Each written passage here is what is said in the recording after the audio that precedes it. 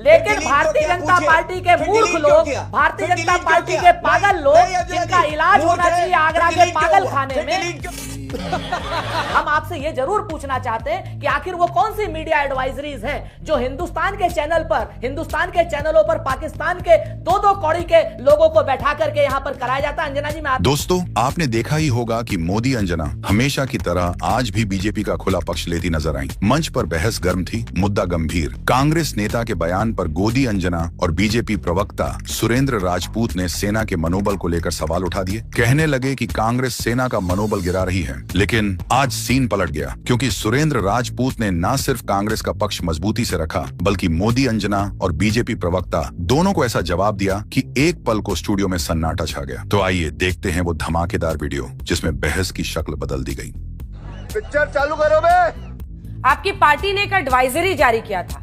आपकी पार्टी के नेता उसको पढ़ते नहीं है क्या, या मानते नहीं है? अब आपके आला कमान की चलती नहीं है, वरना कोई भी भारतीय, सुरेंद्र जी, किसी को आज अच्छा नहीं लगेगा कि आप राफेल जैसा हमारा जो state of the art generation 4, एक बार दिखा दीजिए जो खासियत है राफेल की, पूरा पाकिस्तान उसकी जद में आ सकता है, इतनी मारक क्षमता है उसकी। हम मालूम है, तेरे बाप को मत सिखा, चल।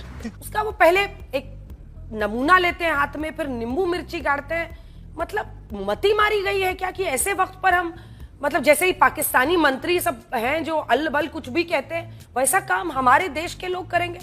रुक, तेरे को बताते तेरी।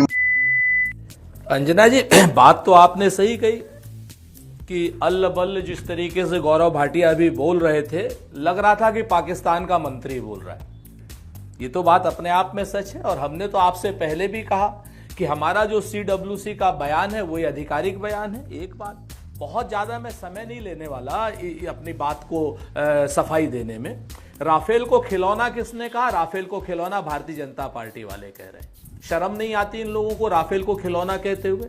शर्म नहीं आती इन लोगों को कि इस वक्त देश युद्ध काल में है? और आपने सही प्रश्न पूछा कि आज की डेट में अगर कांग्रेस के आधिकारिक बयान पूरे देश के साथ में, भारत सरकार के साथ में है, तो कुछ नेताओं के बयानों को लेकर के भारतीय जनता पार्टी अपनी असक्षमता क्यों छुपा रही है? अब समझ रहे हो? अपनी देरी क्यों छुपा रही है?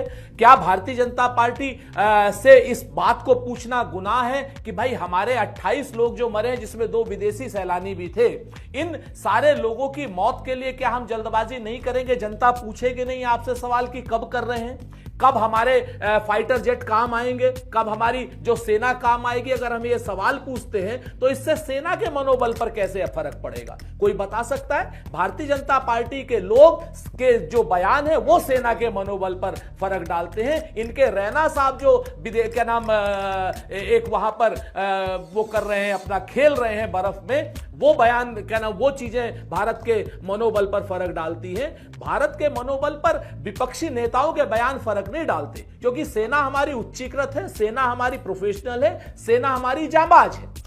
ये बड़ी अच्छी बात कही आप। सेना के पीछे आप अपनी कमियों को मत छुपाइए, नंबर 1। नंबर 2, पूरा देश आपके साथ में है। देश आतंक के खिलाफ, आतंकियों के खिलाफ और आतंकी मंसूबों के खिलाफ निर्णायक जंग चाहता है। और अगर देशवासी कोई बयान दे रहा है, चाहे वो कांग्रेस पार्टी का हो, चाहे शिवसेना का हो, और चाहे भाजपा का भी हो, तो उन बयानों को लेकर के आप सेना के पीछे अपनी कमजोरी मत छिपाइए। आज की डेट में साथ आइए, सुनिए ना सुरेंद्र जी, लड़िए। मैं तो आपसे पूछती हूँ सर, आपसे पूछती हूँ, आपके उत्तर प्रदेश अध्यक्ष वो है ना, मतलब कुछ तो अकाउंटेबिलिटी होगी ना। आप एक तरफ एडवाइजरी जारी करते हैं, कभी सिद्धारमैया बोलते हैं, कभी, और इस तरह का वीडियो बनाना तो एकदम साफ दिखाता है कि उनकी मंशा क्या थी। मैं तो सुरेंद्र जी कहती हूँ, अगर आपके सामने इस तरह का कोई दबाव भी होगा तब भी आप ऐसा वीडियो नहीं बनाइएगा, क्योंकि आपको पता है कि इसका मतलब क्या होगा। मैं कह दूं, रुको जरा, सबर करो। आप बताइए, अगर आपको मौका मिलेगा आप ऐसा वीडियो बनाइएगा? अब सुरेंद्र जी, मेरा एक सिंपल सवाल है, आप जवाब दीजिए। आप भी यूपी के नेता हैं, आप मुझे बताइए, आपको कोई ऐसा वीडियो देगा, ऐसा खिलौना, मतलब जो भी वो टॉय लेकर आए थे या जो भी मॉडल लेकर आए थे, और नींबू मिर्ची ऐसे टांग के देगा, आप करेंगे ऐसा वीडियो? आप बताइए। अभी बता दे भाई, अभी बता दे। बहुत स्पष्ट रूप से मैं एक बात बता दूं, मैंने कहा ना कि अगर हमारी पार्टी का कोई नेता इस तरीके की बात कर भी रहा है, तो उस बात से कहां सेना के मनोबल पर फर्क पड़ रहा है? सेना के मनोबल, क्या सेना का मनोबल इतना हमारा कमजोर है भारतीय जनता पार्टी के शासन में कि इस तरीके की बात से फर्क पड़ जाएगा? बेशर्मो, शर्म करो, शर्म। मल्लिकनगर जी जल्दी से बोले, आप हाथ उठा रहे हैं, जल्दी से बोले अपनी बात। नहीं सुरेंद्र जी, नहीं सुरेंद्र जी, बहुत गलत बात है ये, बहुत गलत बात है। और सेना के मनोबल पर असर पड़ता है, बिल्कुल असर पड़ता है सर, बिल्कुल असर पड़ता है, बिल्कुल पड़ता है। किसी को अच्छा नहीं लगेगा ये वीडियो देखना। इसी राफेल को भारतीय वायुसेना का कोई जाबाज पायलट लेके, प्लीज सर प्लीज। इसकी मौका जो कही गई ये फाइटर जेट कब काम आएंगे, तो मैं बता दूं, हमारे फाइटर जेट जैसा मैं बता रहा था 4.5 जनरेशन के फाइटर जेट हैं। इनकी खूबी ये है, भारत की जो वायु हमारी एयर स्पेस है उसमें रह के पाकिस्तान को पूरा कवर करके टारगेट कर सकते हैं। लेकिन 26/11 के बाद फाली होमी मेजर जो कि एयर चीफ मार्शल थे, उन्होंने मनमोहन सिंह जी से कहा था कि हम पाकिस्तान को सबक सिखा देंगे, कोई अनुमति नहीं दी गई। आज वो लोग सवाल करते हैं। तीसरी बात, अभी पाकिस्तान कर रहे थे, देखिए ये चौधरी फवाद हुसैन का ट्वीट है, कांग्रेस के ट्वीट को रीपोस्ट करते हुए। ये पूर्व मंत्री रहे हैं पाकिस्तान में, और ये जो अजय राय का बयान है ये भी आज पाकिस्तान चैनल पे चल रहा है। मैं पूछना चाहता हूं, इतनी सुर्खियां पाकिस्तान में जो आप बटोर रहे हैं, इससे क्या देश मजबूत हो रहा है? क्या आप पाकिस्तान में पॉपुलर हो रहे हैं, ये बताइए। एक बात मैं और कहूंगा, खिलौना दिखाया किसने? खिलौना दिखाया अजय राय ने, और उस पर ध्यान दीजिएगा अंजना जी, हाथ से लिखा है रफेल। मतलब मंशा क्या थी? मंशा थी मजाक उड़ाना। और इसलिए क्योंकि राहुल गांधी को भी अगर फटकार लगी सुप्रीम कोर्ट से, तो रफेल मामले में ही लगी। झूठ बोलते रहे 10 साल, खुद तो ला नहीं पाए। अब जब भारतीय वायुसेना के पास रफेल आ गए हैं तो इनको दर्द होता है कि ये कैसे आ गए हैं। रुक तेरे को बताते तेरी। इस तरह के जो अजीब विकृत मन वाले जो वीडियोस हैं, इसका आइडिया कौन दे रहा है? और क्या ये वक्त है कि कम से कम युद्ध से जुड़े, क्योंकि आपकी पार्टी ने गंभीरता दिखाई थी और एक एडवाइजरी लंबा चौड़ा लिखा था, तो क्या ये वक्त है जब आपकी पार्टी को ज्यादा मॉनिटरिंग करने की जरूरत है ऐसे नेताओं की? 6:30 में हालांकि आप डिफेंड नहीं कर रहे हैं, क्या शाम 9:30 आते आते उनको आकर खुले शब्दों में इस पर माफी मांगनी चाहिए?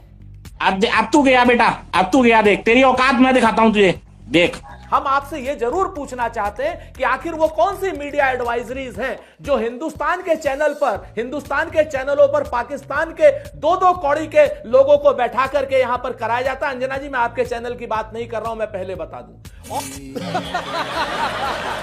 और भारतीय जनता पार्टी के लोग यहां पर चुपचाप बैठ रहे थे, इंफॉर्मेशन एंड ब्रॉडकास्टिंग मिनिस्ट्री चुपचाप बैठी रहती है, तब भारत की सेना के मनोबल के ऊपर कोई असर नहीं पड़ता। जब पाकिस्तान के फौजी यहां पर आकर के हमारे फौजियों को गाली दे करके जाते हैं, तब गौरव भाटिया बिल्कुल चुप रहते हैं। उन चैनलों पर बैठ करके उन लीडरों से ये बहस करते हैं, उन नेताओं से ये बहस करते हैं, उन फौजियों से ये बहस करते हैं, उन पाकिस्तानियों से ये बहस करते हैं, तब सेना के मनोबल पर कोई फर्क नहीं पड़ता है। अरे बाप रे, ये तो धोती खोल रहा है।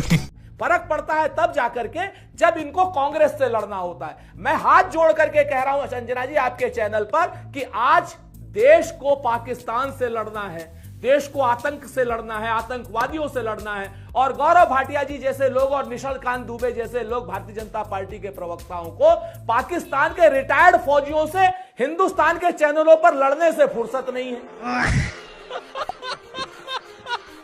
लेकिन भारतीय जनता पार्टी के मूर्ख लोग, भारतीय जनता पार्टी के पागल लोग, जिनका इलाज होना चाहिए आगरा के पागल खाने में,